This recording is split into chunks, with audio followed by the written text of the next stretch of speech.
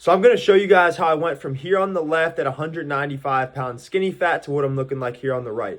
And as we go to this next slide here on the left, you can very simply tell I'm very skinny fat. I'd always been an athlete, but I never really took my build to the next level.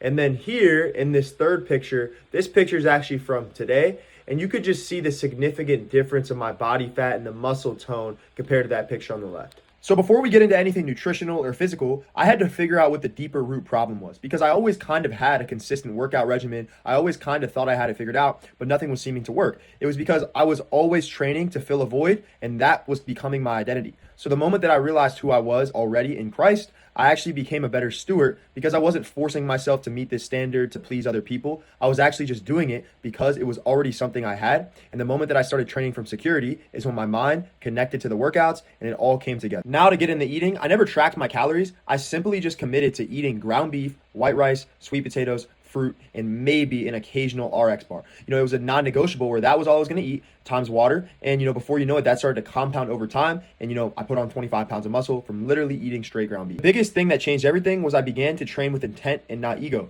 Before, I was just going into the gym to get a dopamine hit and make myself feel like I was worthy. But the moment that I realized I didn't have to chase after that anymore and I already was worthy because of Christ and my identity in him, I was able to go into the gym and track my numbers and track, my weights and track my progressive overload and actually go in there with intention, high intensity, in and out, instead of just being in there to do everything I can when it really wasn't benefiting. So before, all I was doing was moving from fight or flight mode. So I had no systems, I had no sense of direction. So I started to make systems outside of the gym. Walking 10,000 plus steps a day, non-negotiable. Water only, getting 7 to 9 hours of sleep, getting in my word, having specific things I'm following. So my mind was clicking. And when my mind was clicking, I had better vibes, I had better excitement, better joy as I was lifting in the gym. My confidence started to come through alignment with God and his heart and truly seeing his grace in my life when I least deserved it. I detached myself from the outcomes. Before, I was so circumstantial based. I had to get a good lift in or I felt like I wasn't worthy. But the moment that I accepted I actually wasn't worthy, the moment I accepted that I actually am someone that procrastinates, I am someone that only falls short and only messes up,